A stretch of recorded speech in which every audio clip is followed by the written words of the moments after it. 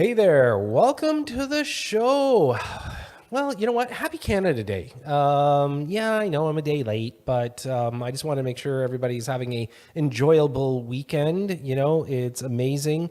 Here we are, we're beginning of July and so much to talk about. You know, June finished off in an interesting manner, all sorts of things. We're going to go political, we're going to go government. You know, and a little bit later in the hour, as you've heard me here talking on the show, I've been mentioning that I want to start interviewing professional realtors, people that do this stuff full time. And you know what? So I did throw out the challenge. All you have to do is follow me on Instagram, The Simple Investor One. DM us, and you know, just tell us that you'd be interested in joining me here in studio, so we can talk about you, what you do, you know, what makes you a professional agent. Definitely, if you're part-time, you're not. And then from there, you know, we try to get the best people we can in just to have a good chat about our favorite topic here on the show, and that is real estate.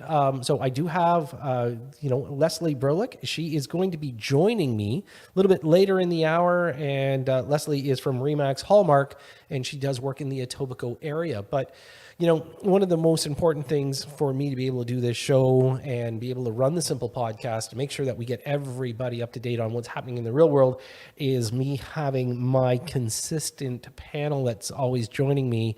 And one of those people I'm really fortunate to have on the panel with me today, hanging out with me. And she's actually, because we're going to be missing one of our panelists throughout the summer, we're going to be having Brrlec. She's going to be joining me for the Real Estate Talk Triangle coming up later in the month of July. And Bryn, welcome back to the show. Thank you very much. You know, just for clarity, Bryn writes some incredible articles for the Toronto Sun as well. She is a realtor at Chestnut Park. So, Bryn, you know what? You haven't been in the studio for probably about a month, I think, or so. Mm-hmm. And a lot of stuff going on, especially this past week. You know what? I'm going to dive into one of the hot topics. And you know, again, I want to just make sure I give this disclosure. Everything I'm about to say or do has no reflection on Bryn. But come on, people, really, did you really want to elect the person that you elected for mayor of Toronto after she's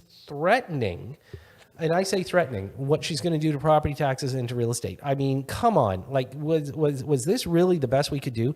You know, one of the things I think, Bryn, is that when we talk about, you know, elections, I think you can't throw that many candidates. I think it just waters everything down. So really your end result is, I don't know. You know what?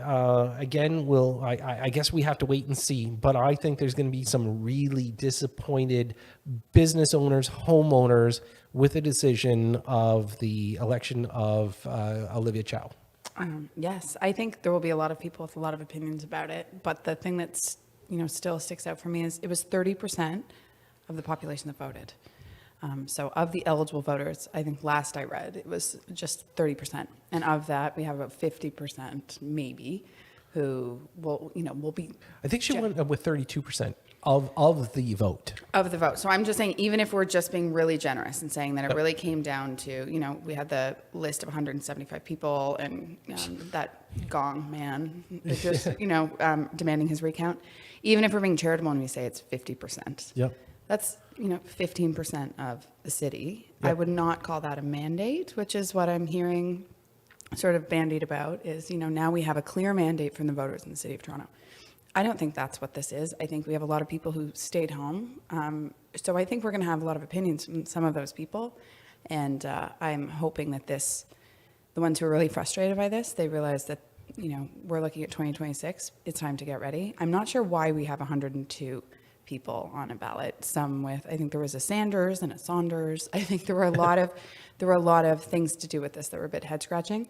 In terms of what happens from here, and maybe I'm trying to be, you know, cautiously optimistic. I'll be surprised if it goes. I think there are a lot of people who sort of really enthusiastically voted for Olivia Chow that are expecting big moves quickly. I don't see how that happens. I think we're going to see a lot of messaging around big moves, but I actually think we're probably going to see a lot of sort of center positions because there is no clear mandate. And to me, I think we're already looking at the next election. Yeah, you mentioned about percentages, and one of the things I think as Canadians that's a little bit shameful is that most people don't vote. We have a federal government in place. Again, not many people voted. Provincial. I think we almost had as many people in the province of Ontario vote as we did in all of Canada for the federal election. I mean, like we are not people that go. Wild. Yeah, it's unbelievable. We're just And wasting like democracy that people fight for, and this is it, and we just can't be bothered. I had people say like, "Oh, I didn't have time today. I had tennis." Oh, okay. yeah, You know. and all the different party platforms, and then like you said, 102 or whatever it was candidates. I think that should have been vetted down. And look, if you're only going to get like 1% of 1% of the vote, tell you what, throw your weight behind a better candidate, or support somebody else. But quite frankly, I think it gets so watered down. And as you'd mentioned, so clear mandate. Well, what clear mandate are we really speaking of? Because when we talk about housing, first and foremost, as you and I talk about all the time here on the show, is that there is no quick solution to our housing issue. And, you're not going to like dive in on the Bank of Canada shortly, but when we talk about supply and demand, there is absolutely no way. And I completely am adamant about this. The government will not solve this problem unless they turn around and bring in the private sector. Yeah, well, we've seen what happens when we try to do it ourselves. I think first things first, I'd love to see if she goes in and sort of blows up the planning department, because we can, there are very clear impediments to getting housing built, and a lot of them start at City Hall. So it would be interesting to see around all the messaging of we can get things built, let's get this going. I think she came out, Mayor-elect Chow came out on the first day and said, now by right, you can have a fourplex and you can live in one and renovate, which, yes, that sounds great, except I'm curious to know who's going to be able to afford to do that. I think right now there are a lot of people just struggling to carry the mortgage in terms of who's going to be financing, turning these houses into fourplexes. So even that right there just seemed like, ooh, okay. Like it didn't communicate to me that she's really clear on how urgent, and the fact that people can't just do this themselves. Like this needs to be an all hands on deck thing. Yeah, and property taxes. Yeah. I mean, we do have low property taxes, which is not me saying like, giddy up, let's go. Yeah, but I 20%? think proportionate to other cities, I think Toronto, but I don't know where we're getting this from. And, the expression blood from a stone comes to mind. I've heard a lot of people say, well, it's the homeowners who are sitting on all this equity who are going to be, so what? It's, drop in the bucket for these people. It's really not, though. There is a huge swath of people in the middle who are just trying to carry their mortgages. Well, and Toronto has a secondary land transfer tax, right? Well, that's it. And so let's talk about where this starts becoming more problematic. Mm-hmm. So you put in, a new mayor, okay? And one of the narratives out there is that property taxes are going to go up significantly. I mean, it was part of her platform, It's not like she didn't come out and say, "Oh, don't worry, I'm just going to do a standard increase." She's like, "No, we need to tax, houses harder." Okay, fair enough. As a buyer coming into Toronto, I'm already paying a double land transfer tax to buy in Toronto. And now I want to buy into a place that I'm being threatened that my property taxes are actually going to go up even more. I mean, I'm not saying that we're going to have a mass exodus, but what I'm saying is that there's going to be some people that are going to sit there and really question, is it logical to buy? And as we all know at City Hall, they really count on that land transfer tax. I remember, talking to Mayor Tory at one point, and that's a big number that they get from that extra land transfer tax. I think, yeah. And the conversation that I often have when we're talking about this, when you're saying things like, adding a luxury home tax, taxing the garden and the DVP, all of those things, it's who are these cities for? At the end of the day, if the teachers and the nurses and the people who are central components. I always think back to Sesame Street, like these are the people in the neighborhood. They're not living in Toronto anymore, right? Like they're coming from Port Perry. They're driving in. Like, what are we telling ourselves about who we're serving here? Because those taxes, well, yeah, it seems great and will bring some sort of equity where people are going to be paying their fair share, but are we? Because people can't afford to live in the city, or the people we think make like a nice, robust city.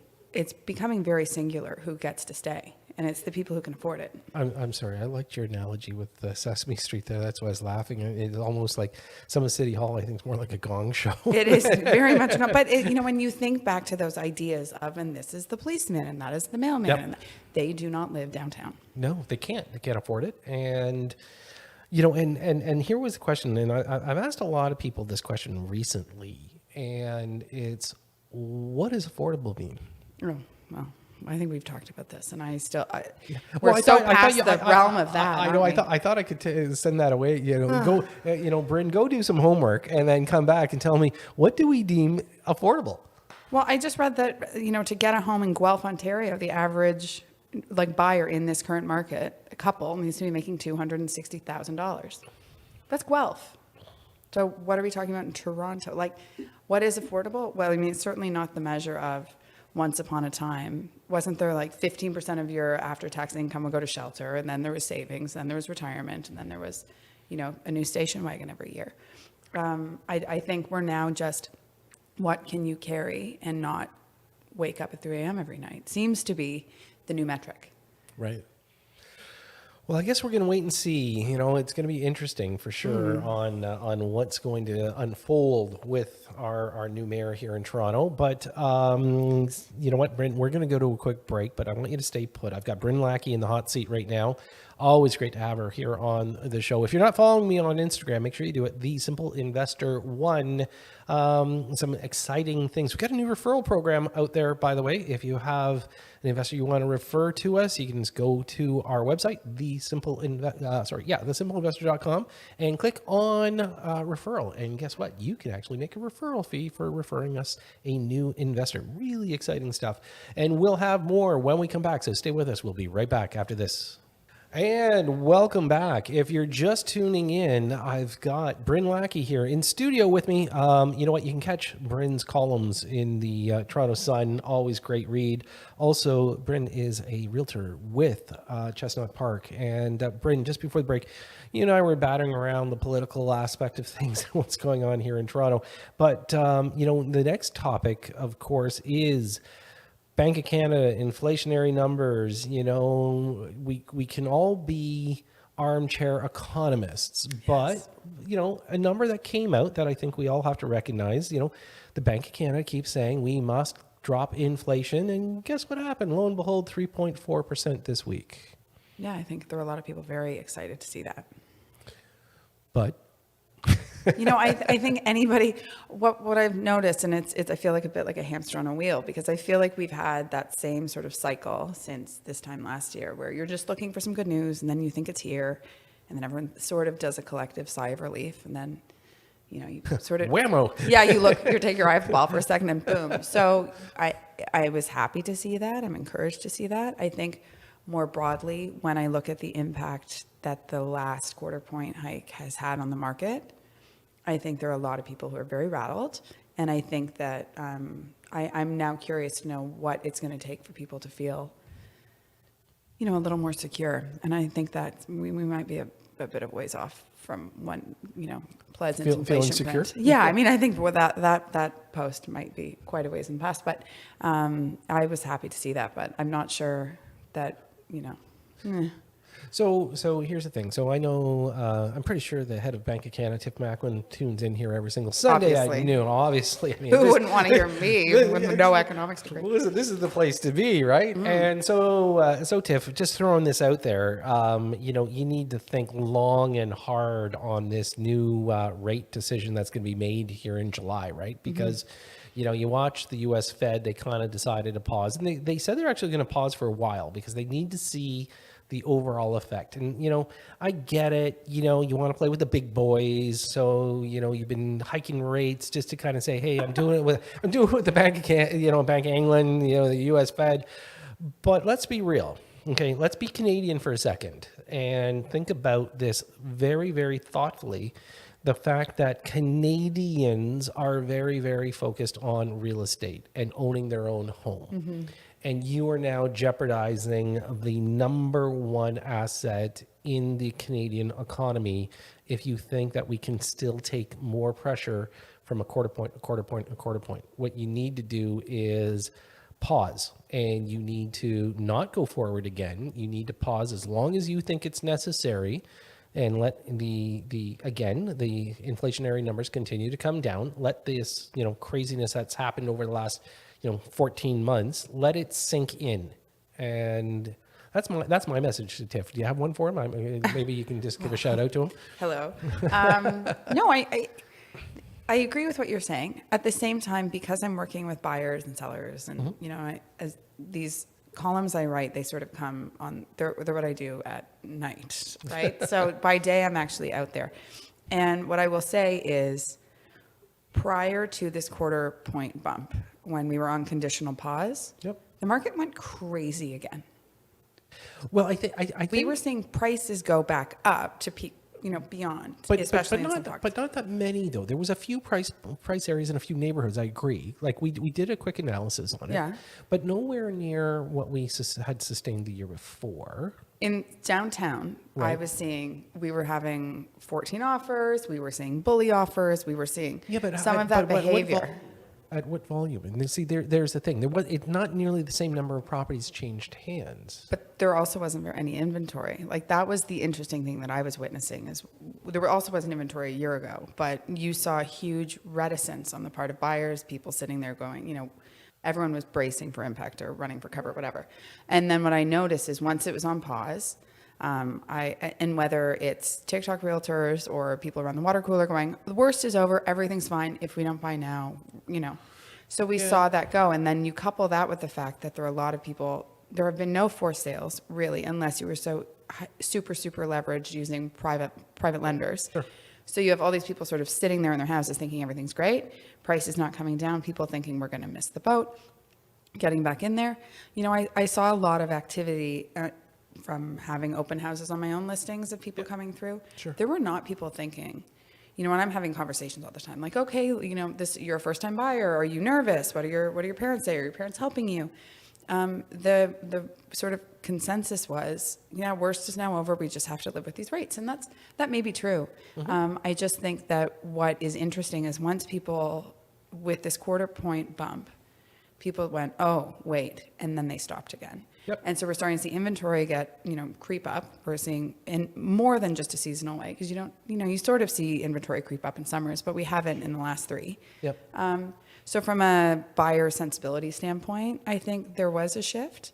And if the whole idea was Tiff Macklem saying, hey guys, cool it, don't make me be the adult in the room, that could be it. I also think that we know, or we don't know, but I have heard from people who know, that it's sort of a lagging indicator that each hike, it can take 18 months to work its way through the economy. So we're still only just now, seeing the first round of rate hikes. Sure. So there's just a lot of runway in front of us. And I think, I saw a lot of people making some sort of puzzling decisions, but I would very much like there not to be more rate hikes, just because I know how much it's actually hurting people. Yeah, my take on it is this as well, though. We added 1 million people into Canada in the last year. Yeah. Okay, we're over 40 million people.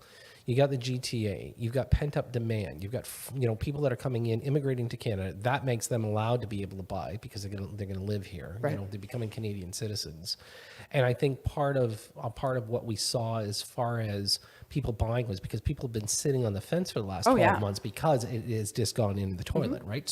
So my opinion is that I don't think people just threw the caution to the wind like they did in 2021 when interest rates were like garbage, right? Like when you have free money, everybody came to the plate. Everyone was an expert. Yeah. Exactly. Mm-hmm. But I think what we saw was, when we hit that pause for a couple of months, I think people said, okay, well, we got to come off the fence because we got to buy something. 100%. Yeah, and I think that you're right. I think now quarter point checks everybody up again. But I just don't think there's so much powder left in the keg. I just don't think there's that many buyers that we could run away a market again. No, I agree with that. I think that's one of the things that we have to assess.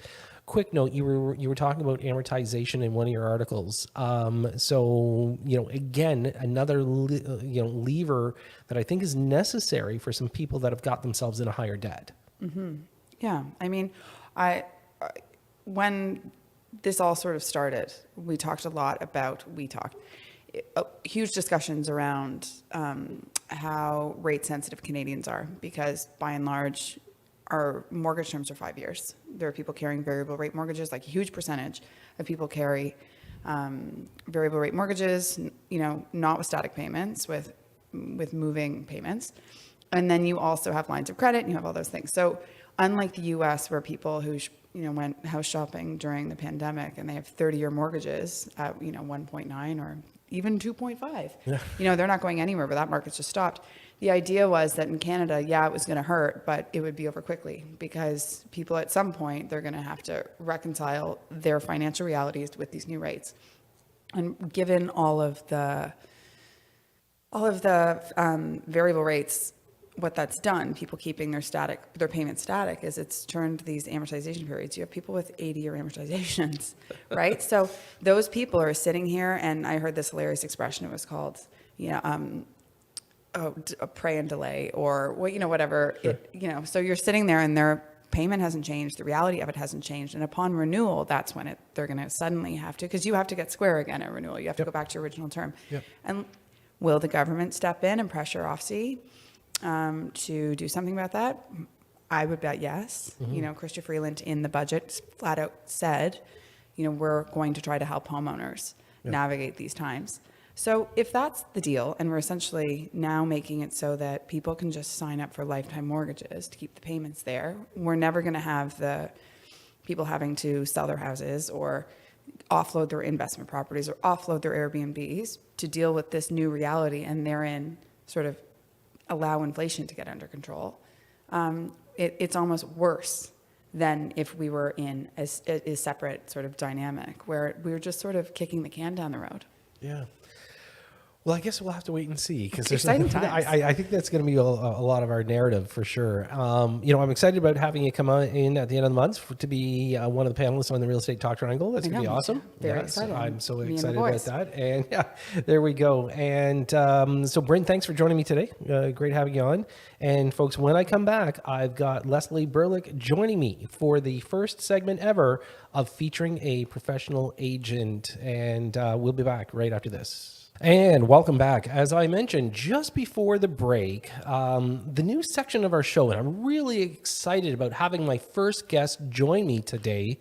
I threw it out there into the airwaves, and I said to everybody, hey, listen, if you're following me on Instagram, The Simple Investor One, if you DM me and you are a professional agent, you know what? I'd love to interview you here in studio at the headquarters for the Simple Podcast. And so my first guest, she was energetic. She wanted to tell me that, loves listening to the show. Definitely a professional agent. So I do want to introduce Leslie Brlec. And Leslie is a agent with Remax Hallmark. And she's been in the industry for over 20 years. One of the top 1% of all GTA agents. If we quickly do the math, that means she's kind of in the top 100s of all agents in Toronto, which is an amazing feat. And on top of that, she really does focus on her clients, her education of the clients, making sure that she's taking care of their needs. All the things, as you all know, I am adamant about people being realtors. Full-time, 100%. Investing in your business, 100%. And without further ado, I'm going to introduce Leslie. And Leslie, welcome to the show. Oh, hi, Todd. Thank you so much. And thank you for inviting me. I feel so honored. As I had mentioned to you, I think I am actually in super fan status. I listen to your show 100% every week. Sometimes I listen to it 2 or 3 times, depending on the content. And again, thank you so much for inviting me. I'm honored, truly. Well, thank you. Actually, the honor's mine. You've got a great history in real estate. I think it's really important. We're going to talk about that today. I'm going to have you talk a little bit about your area of focus. What you do. You're going to give us a little bit of history on yourself. You can tell us a little bit about the experiences you had. Yourself being not just a homeowner, maybe investing in real estate. There's so much for us to talk about. And the one thing, again, looking at your resume, I'm really happy about is the fact of how serious you take this business. And, now in today, 2023, I think we need more professional agents like yourself. So, Leslie, tell our listeners a little bit about how you began, and let's take it from there. Okay. So I'll just try to make this as short and sweet as possible. So right out of high school, I went to college and I became a law clerk. And I did that for a very short period of time because I realized it was actually very boring and I couldn't take it. It was just, it was not for me. But I learned some good skills. I learned, organization and legal matters and things like that. And so then I decided I had to brush up on my interpersonal skills. So I decided to go into hospitality, and I decided that I would go and find the top best hotel in the city, which at that time was the Four Seasons, and I believe it still is, in Yorkville. And I was there for a number of years in various departments, various positions, and there the training was second to none. The employees, we were scrutinized. Everything that we did was watched very carefully, and this is where I really truly learned customer service and how to serve clients. And I took that into real estate. And so in 2003, I decided it was finally time to go into real estate. I'd been obsessed with it for a number of years. I had already purchased 2 properties at that time. And the first 10 years, I was with Royal LePage in the Kingsway, which was a wonderful company. But then again, I went and I was seeking the best real estate brokerage in the city, which I believe is Remax Hallmark. Their training is second to none. The management is so, what's the word? I just lost Energetic? Energetic and supportive, and they're just amazing. I can't say good enough about that company. Yeah, excellent.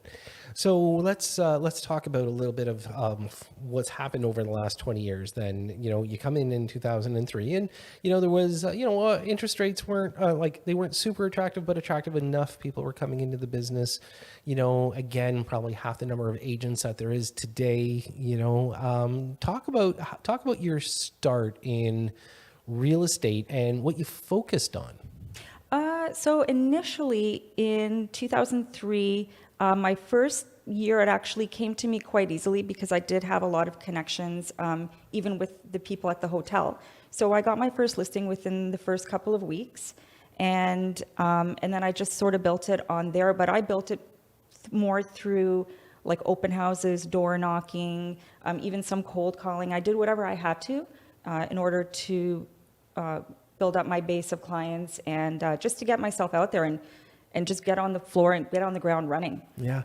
It's funny. You probably see, we're sitting across from each other. You'll see me smiling when you start talking about door knocking and phone calling. And for those of you new agents out there, it's not all about TikTok videos because, you actually had to get yourself out there physically 100%, and do things. 100%. Yeah. Still to this day, I door knock because I love it. I enjoy it because I get to meet potential clients, and plus I get to go up and personal to the homes and actually see the homes face to face instead of just online scrolling through listings. I think it's really important to be physical and present. Yeah.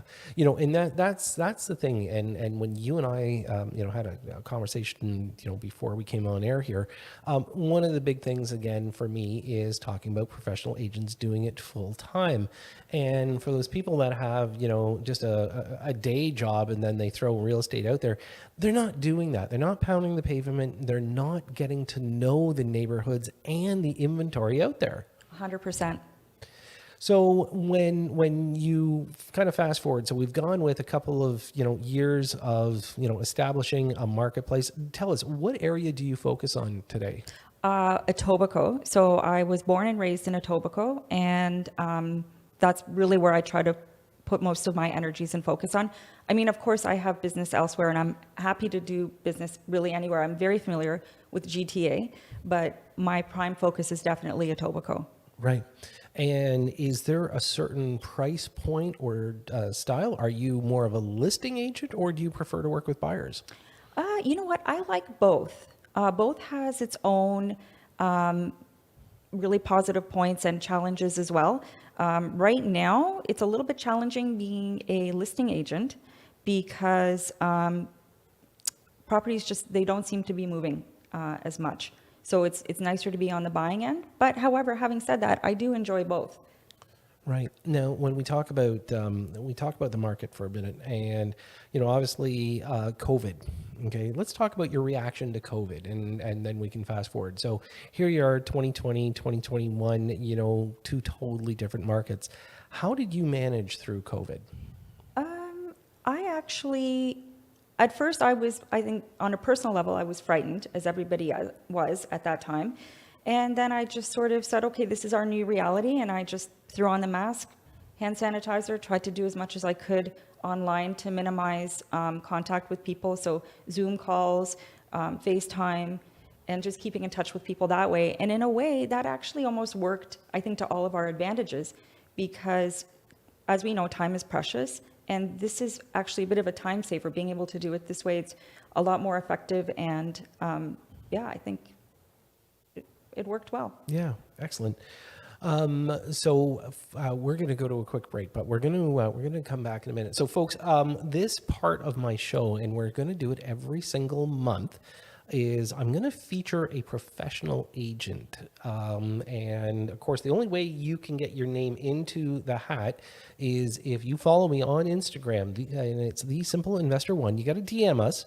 And then I'm going to have you come into the studio and I'm going to interview you. And so Leslie Brlec, she is an Etobicoke Realtor from Remax Hallmark, is in the studio with me right now. And great to have a fabulous start with a professional. So if you feel like you're a professional, and you hear me talk about this all the time, right? You hear me say, if you're not doing this full time, I don't always agree that you should be in the business. And I know I'm annoying a few people, but if I turn around and I said, and I throw this out there, and I do this all the time, do you consider yourself a professional? Do you do this full time? Then it's okay for you to be in the business. Now, if you turn around and you feel I just insulted you, then guess what? You shouldn't be in the business. And that's just how I look at it. And I know, again, it's not everybody's cup of tea, but when we're talking about the greatest purchase for a family, for a person, is going to be, let's say, their primary residence, you better make sure you know what you're doing. And doing this, a couple hours a week isn't going to cut it. And so for those of you out there that take this, seriously, do it full time, you know what? Like I said, follow me on Instagram, The Simple Investor One. Love to have you come into the studio once a month. We're going to be featuring an agent just like Leslie, and looking forward to having more people, come on and join us on the air. So when we come back, I'm going to have more with Leslie. So stay with us. We'll be right back after this. And welcome back. If you're just tuning in, I have my special segment that I am doing every single month. That's right, featuring a professional agent out of the GTA area. Our first agent joining us, we've got Leslie Brlec. She's an Etobicoke Realtor from Remax Hallmark. And just before the break, Leslie, you and I were talking about some of the obstacles that you were going through with COVID. And, it was interesting because, DocuSign came, fast and furious, lots of people using, all sorts of social media. And then all of a sudden, the floodgates opened. Okay, let's talk about this, the year 2021 in real estate. Everybody was a realtor. Everybody had multiple offers. Everything went over asking. I mean, it was, in my opinion, and not everybody's going to agree with it, it was the worst transactional style of real estate you could possibly have, okay? Fast and furious, people making decisions that probably they shouldn't due to pressure, thinking that they're losing out. In the end, I think there was a lot of errors made, but yet it was the biggest number of transactions we've ever seen. Yeah, agreed. I think, didn't it double? Sort of almost the top year? Yeah, we were over 123,000 transactions in the GTA in 1 year. Yeah, normally it's about 80, 90? Yeah, good. Last year, 76,000. So we really did drop off, but 100,000 is considered a big year, to knock it out by 20-30% more than the average year. Yeah, it's huge. Yeah, no, I think a lot of people did really, to your point, Todd, there were a lot of agents that really didn't have experience, and perhaps they probably shouldn't have been trading, because I think that they did push their clients into making purchases above and beyond what they probably would have, simply because I don't think that they had the skill set to be able to take a look at the numbers, take a look at the solds, and to be able to come up with correct pricing. Yeah. Now, here's one of the big, confusing parts of our industry is multiple offers. And so did you face multiple offers on both sides of the coin? So in other words, like, you were a listing agent, did you get multiple offers? Yes. And then did you also go and compete as a buyer agent? Yes. So tell me a little bit about that, okay? Because this is one of the things I'd rather you be able to tell, because you are a on the ground realtor dealing with this stuff day to day. A lot of times I know that listing agents that go, oh great, we're going to have multiple offers. They're hard to juggle at times. They can be very difficult to juggle. My style has always been that I like to price around where I think the price should be. So then instead of getting 20 or 30 offers, 20 of them which are silly, or even more which are silly, which are people hoping that they're going to get the property at a lower price, or just kind of throwing their hat in, and again, the agents who don't have the experience and they're just putting it in because they can. Yep. And so I find pricing around, even at that time and even still to this day, pricing around where the market value should be really cuts out a lot of that sort of pointless activity. And it's also, you don't want everyone coming through your home. Even now post-COVID, I think people are a little bit more conscientious about not necessarily having to go and see every house that they're interested in. So if they have false expectations, they may end up looking at properties that they shouldn't be. Yeah. And I'm glad you brought that up. It's sort of like, you have out of 30 offers, 20 are tire kickers. Yes. You'd much rather just deal with the 10 that are serious. Exactly. That are actually looking in that marketplace, qualify. Yes. Okay. And so do you think there was this feeling of desperation though? Because 100%.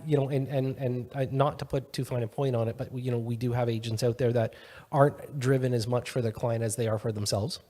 100%. I agree with that. Yeah. So, this is one of the things that we have to be concerned of. So let's flip your hat for a second. Okay. Now I want you to put on your buyer agent hat. Okay. You come up to a listing, you've told your clients about it. You show it to them. They get excited. Okay. As most buyers do, they get excited about a listing and they want to put an offer in, and you find out from the listing agent, there's 30 offers. Well, so of course, the first thing I would do is I would let them know everything that I've been told by the listing agent, and I would do a comparative market analysis to show them everything that's been selling in the area and discuss all the pros and cons of each of the properties and where we think the property should land price-wise. And so then it's up to them. So how badly do they want the property? Right. And so if they are going to overpay for it, in my opinion, I will let them know, okay, this price, yes, you're probably overpaying, but if you want it and you're aware of what you're doing, then that's fine. And if not, then we wait for the next one. Yeah. It was a real tough position because there was a lot of people out there, again, not able to advise their buyers.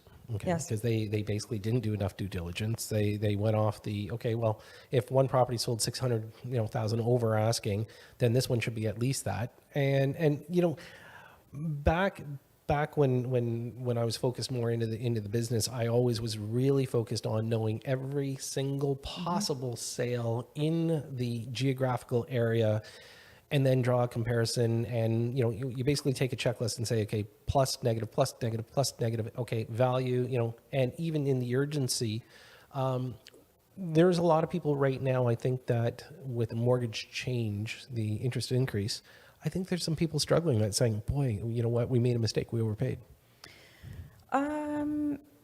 Yes, this is tough. This is a really tough thing. I think also at that time, during COVID, the government sort of made a mistake with putting in those really low interest rates. I think that was a dangerous, unsustainable thing.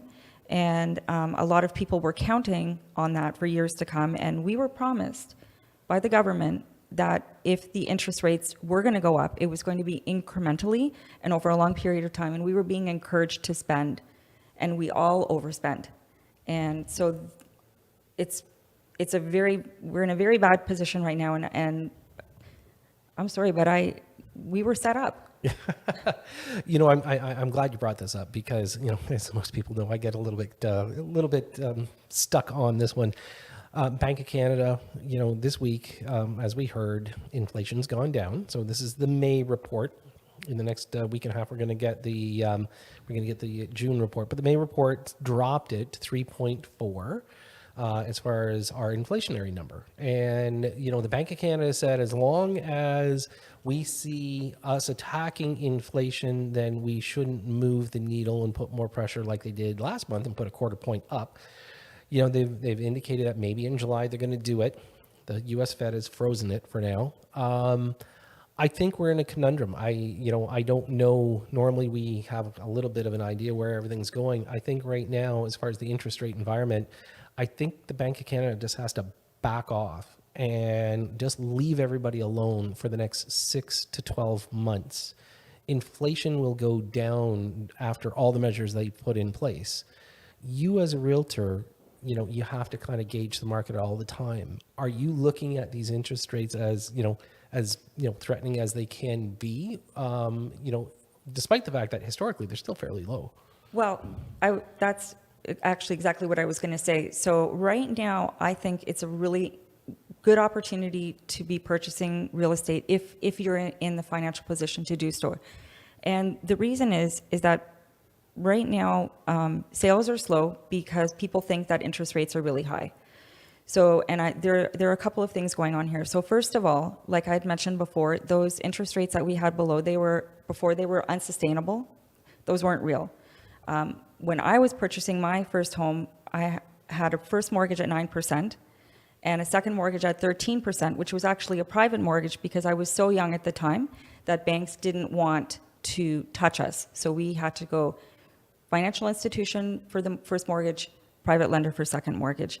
And like I said, 9 and 13%. Now I've been told by other people that interest rates were 18 and 19%. And then I've heard, now this almost sounds like unreal, but 21 and 24%. Yep, they were. So 5 and 6% now seems pretty low. So I think you have two options. You can either buy low, purchase at a reasonable, well, whatever reasonable is. Yep. And pay a higher interest rate, which isn't so high, or wait for the interest rates to go low and then pay really top dollar for your home. This is my opinion. Yeah.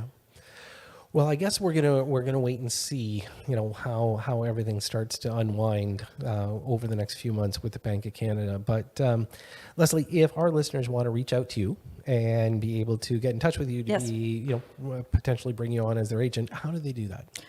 Well, you can call me directly or email me. Should I give my... Email is probably the best. Okay, Yep. yeah. So info@myfirstandlastname.ca. Okay. Do you want to spell that out for them? Sure. Okay. So Info it's, at LESLIEB, like boy, RLEC.ca. Perfect. Well, listen, Leslie, it's been a real pleasure having you on the show today. Thank you so much for coming into the studio. Thank you. Thank you so much. And that's a wrap for this week. I can't believe how quickly an hour goes by. Definitely, I want to thank my two guests in studio with me today, Brlec. You can look forward to having her join me a little bit later on in the month at the Real Estate Talk Triangle. Bryn is with Chestnut Park. And I also want to thank my first interview for our featured professional agent of the month with Leslie Brlec. Great to have her join me as well. Appreciate her calling herself a super fan. You know what? I'm now going to become a fan of hers. Again, nice to deal with a professional realtor. I do want to thank my producers, keeping it simple for me every single week. Hey, Aiden and Omar, thanks again. And Ian Grant there at head office. But most importantly, I want to thank you for tuning in and making us the #1 real estate talk show. And of course, I'll be back next Sunday as usual. I'm your host, Todd C. Slater. You've been listening to Simply Real Estate right here on News Talk 1010.